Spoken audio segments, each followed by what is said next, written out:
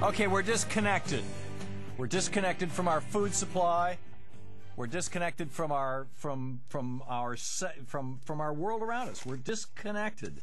And welcome back, by the way, to the third hour of our program. And so the chef in Germany is trying to reconnect people. The TV chef. This is a little bizarre. This is our Easter story, I suppose.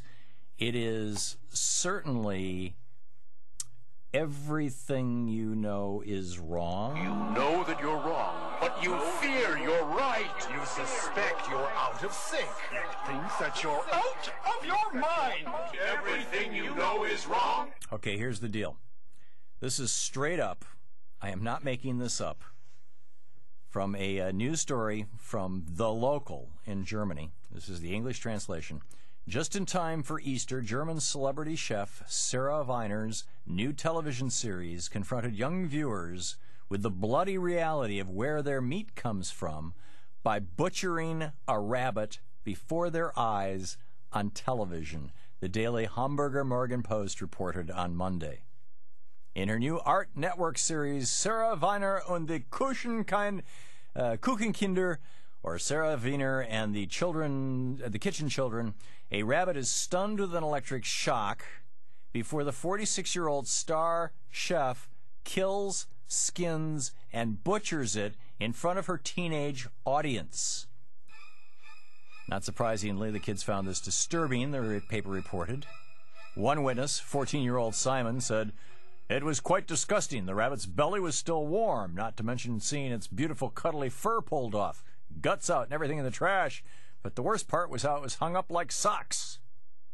Sydney, 15, and told the paper, "What affected me most, I think, was when its throat was cut and quite a lot of blood came out." Weiner made no apologies for confronting the children with the realities of butchering livestock for dinner, despite the fact that several of the children cried during the filming.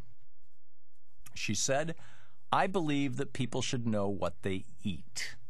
It's exactly from not seeing what goes on in our slaughterhouses that a transfiguration and an ethnicization and an underestimation of food product occurs." She also added that the youngsters had not been forced to observe the slaughter. She says, "If any of them are so shocked by this they become vegetarians, I would only say it wouldn't do the climate any harm," referring to the sizable amount of energy it takes to raise livestock. It seems that no harm was done, lasting harm at least for the children. The next day they ate delicious roast rabbit prepared from the butchered bunny. The 10-part art series begins on April 6th. The episode involving the rabbit slaughter airs on April 14th. So let's see. Today is the 8th. This is already in the can, but it will appear on German television 6 days hence. The Easter special, I guess, the Easter bunny. But, you know, she has a point. And, you know, I remember when our son was a militant vegetarian. I mean, he still is a militant vegetarian. He's 30 years old. He's still a vegetarian. He was born a vegetarian. We were vegetarians long before any of our children were born. And all of our kids were raised without meat. And it was considered totally weird in the school system. And Justin, I mean, how do you rebel, right, when you're in that kind of a household? I remember when him and a bunch of his friends made up stickers that said, "This was once a baby cow, this was once a baby pig, this was once alive," and this was without our knowing it. We would have stopped them had we known, because it's a crime. Went into the supermarket and were sticking these things on packaged meats. They thought it was, you know, fun and educational. But they're right. So what do you think? How do we educate people about our food supply, or should we? Is it? I mean, 80% of kids think that potato chips. They don't know where potato chips come from. I mean, this is a recent study in the UK shows that more than 1 in 10, 11% of 8-year-olds don't know where pork chops come from. 18% have no idea where yogurt or cheese comes from. You know, 2% of kids think that eggs come from cows. It just, it's very, very strange. Our kids are disconnected from this. All of us are disconnected from this, I think.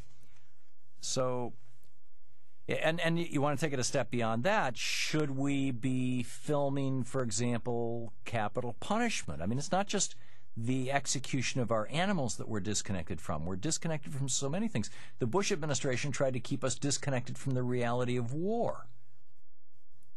Actually, it was the first Bush administration, 18 years ago, when George Herbert Walker Bush was fighting his war against Saddam Hussein. And one of the networks showed a split-screen view where on one side of the screen they were showing a dead soldier, a casket actually, being delivered into an airplane or out of an airplane. And on the other side of the screen it showed Bush, the elder, and some buddies laughing it up. And the Bush administration was not happy, and they passed a policy that said that, okay, from now on, you can't film these things. A Department of Defense policy, which was just reversed last week by the Obama administration. We are disconnected from the reality of war. We're disconnected from the reality of our food supply. We're disconnected from the reality of capital punishment. I know that there are a few crazies out there who say, yeah, we should show capital punishment on TV. Maybe we should. It's a god-awful thing. On the other hand, in every Friday in Riyadh or in Jeddah, I forget which city it is, one of the two major cities in Saudi Arabia, in the soccer field, they have the public beheadings, and people show up for it. So, I mean, maybe this is just like bizarre over the top. That we should even, maybe there's an argument to be made for a certain amount of insulation from this.